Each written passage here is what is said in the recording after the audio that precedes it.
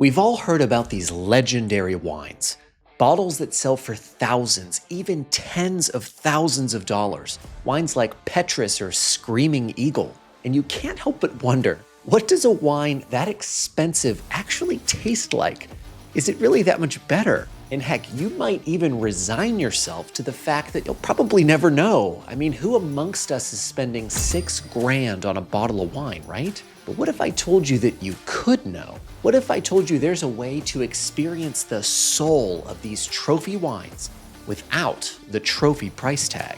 What if you could taste something that professional critics say is shockingly similar to a $6,000 bottle for under $100? Well, today we're gonna find out because we are counting down 10 affordable wines that critics say taste like some of the most expensive, unattainable bottles on earth. These aren't just cheaper alternatives.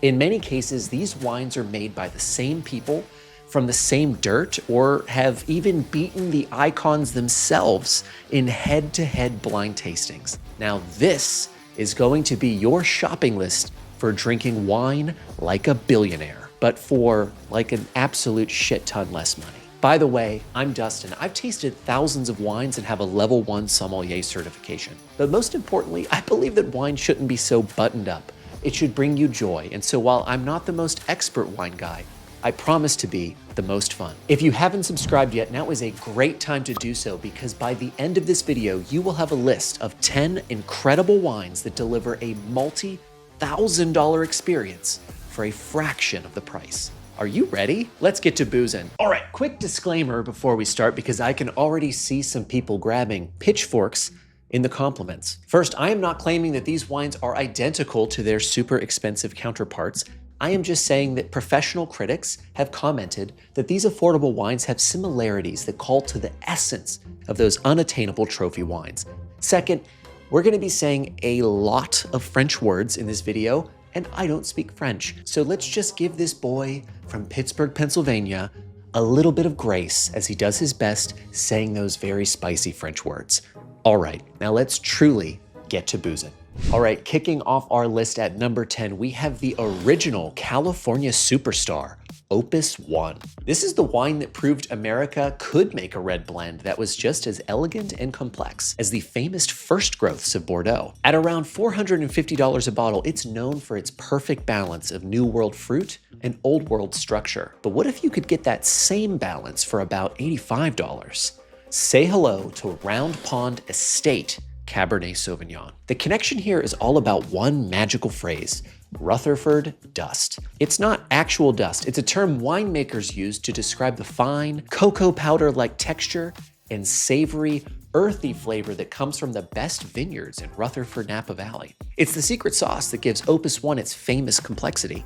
And guess what? Round Pond is located in the heart of Rutherford, and critics constantly praise it for having the same velvety texture and savory character that feels remarkably similar to Opus 1. Maybe it's worth a try. I'm gonna try it. All right, next up, we are popping some bubbly with the legendary Krug Grande Cuvée. At over $300, Krug is famous for its incredible richness and complexity, which it gets by blending over 120 different wines from more than 10 different vintages. But what if you could get that same Krug-like complexity for just $85?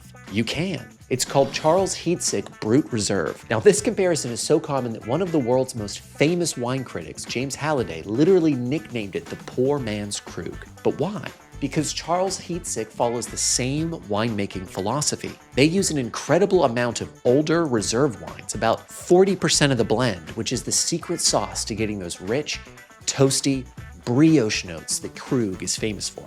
It punches so far above its weight, it's basically in a different weight class.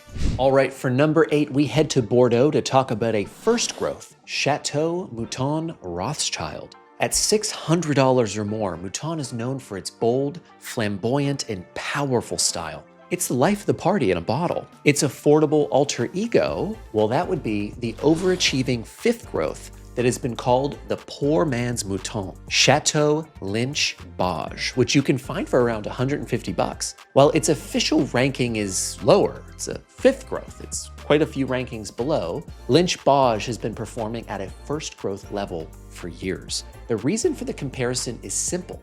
It has the exact same personality as Mouton. Critics use the same words to describe it: extroverted, rich, full-bodied, and hedonistic. Exactly the same words my close friends use to describe me. That extroverted, rich, full-bodied, hedonistic douche. If only it weren't true. It delivers that same powerful, complex Pauillac experience that makes Mouton a legend, but at a price that won't require a second mortgage. All right, at number 7, we have a wine from an absolute master, Giuseppe Quintarelli, whose Amarones are legends of Italian wine, which, by the way, my wife and I visited this vineyard when we were on our honeymoon, and yeah, they're dank. These bottles, which can cost $500 or more, are famous for their mind-blowing complexity, developed over nearly a decade of aging before they're even released. So how do you replicate a masterpiece? You don't, but you can find the master's apprentice. Meet Monte Santocchio, made by Nicola Ferrari, who spent over a decade working alongside Quintarelli, learning his every secret. For around 70 bucks, Ferrari applies the exact same painstaking, traditional methods he learned from Il Maestro. The same extreme grape selection, the same long grape drying process, and crucially, the same extended aging in giant old barrels. This isn't just a similar style. It's a direct taste of the Quintarelli philosophy from the very hands of his protege. Of course, to be totally clear, we are talking about the Della Valpolicella Classico expression, just to be clear. His actual Amarone is still very expensive. By the way, if you like wine and also having fun, then you'll probably like my free newsletter. Every few weeks, actually, I'm kind of down to every week now. Kudos to me.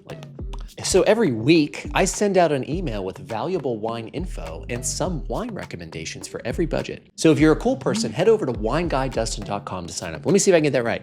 wineguydustin.com. That's wineguydustin.com. Sometimes I do it wrong and it looks dumb, but I think I did it right this time. That's wineguydustin.com. All right, back to the show. All right, breaking into our top half, we have the world's most famous sweet wine. Whew. Watch out here, team. I've never said this one out loud to other human beings, so here we go. Château d'Yquem. I've seen it. I'm aware of this wine. I'm not a nobody with this. I've just never said it. So I don't think Château d'Yquem, that's how it reads. It's like a D and then a capital Y. It's definitely like a big boy French word. Château d'Yquem. That has to be directionally correct. Anywho, this liquid gold from Sauternes starts around $400 and is a symphony of opulence and power. For around $85 though, you can have its greatest rival, Château Clément.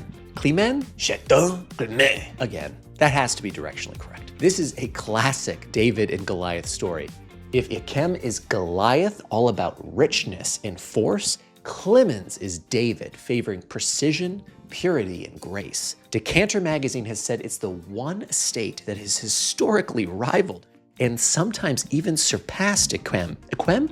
You'll certainly let me know in the compliments. Yeah, definitely. I do want to know the right answer. Don't get me wrong. I really, really do. Made from 100% Semillon grapes, grown on limestone soils, it has a laser-focused purity and an elegance that makes it a true legend in its own right. For those who value finesse over sheer power, Clément is often considered the pinnacle. Okay, at number 5, we have one of the most famous names in all of wine, Château Lafite Rothschild. At $700 and up, Lafite is the definition of elegance and class in Bordeaux. So what's its affordable alternative? This one is the most direct, critically endorsed parallel on our entire list. For around $85, meet Lafite's next door neighbor, Château du Hart-Millon.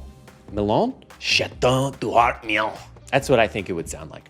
Anyway, this is the ultimate insider pick. Du Hart-Millon is owned by the exact same family as Lafite. Its vineyards are right next door, and it's made by the exact same winemaking team. The legendary critic Robert Parker said it reveals a character not dissimilar from its renowned sibling, Lafite Rothschild. To be clear, this isn't Lafite's second wine. It's a historic estate in its own right that shares the same aristocratic DNA as its world-famous sibling.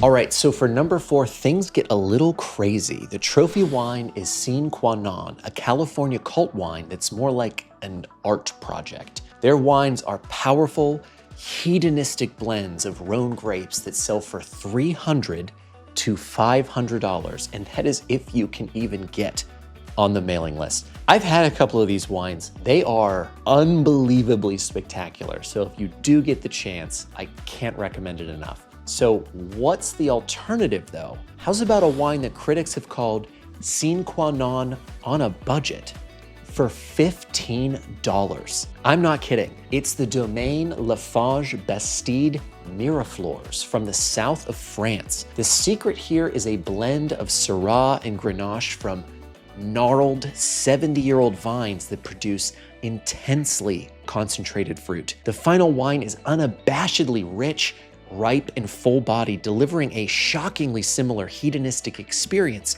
to its $300 counterpart. This might be the single greatest value in the world of red wine. All right, we are in the top 3 now, and we are talking about the holy grail of Napa Valley cults, Screaming Eagle. With prices starting around $5,000 a bottle, this wine is the definition of unattainable perfection. So how can you possibly find an alternative? I'll tell you how.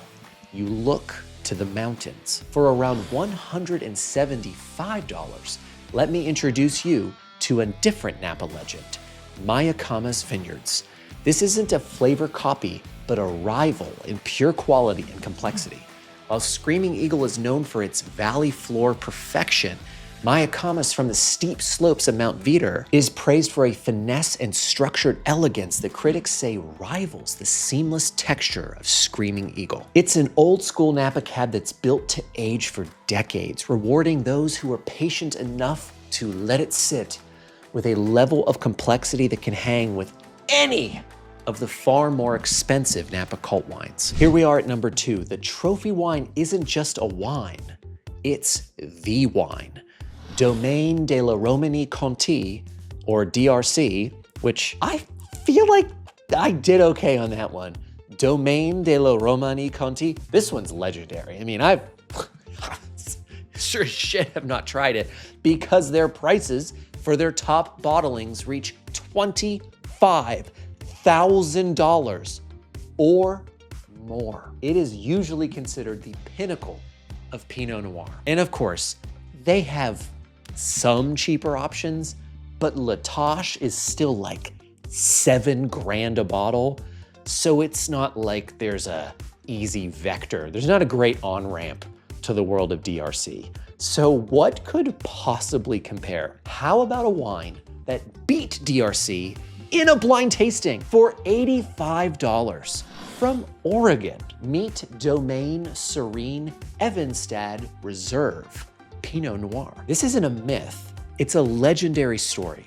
In a famous 2004 blind tasting, a panel of the world's top wine experts ranked the Domaine Serene higher than DRC's legendary Tâche. The room was shocked. It was a victory that proved when you take away the label and the hype, the pure quality and complexity of Oregon's best can compete on the absolute highest level. All right, and with all of that, we are arriving at number 1. This trophy is the mythical Merlot-based legend from Bordeaux, Petrus.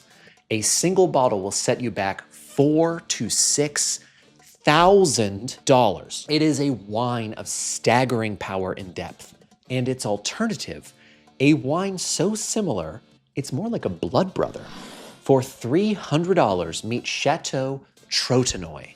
Trotanoy is owned by the same family as Petrus, made by the same winemaking team from a vineyard just 1 kilometer away that shares the same magical, iron-rich blue clay soil that makes Petrus, well, Petrus. The connection is so deep that there's a famous story that even the owners have trouble telling the two apart in blind tastings. It is, without exaggeration, the closest you can possibly get to the Petrus experience without selling your car. So there you have it, 10 wines that prove you don't need a billionaire's bank account to taste greatness.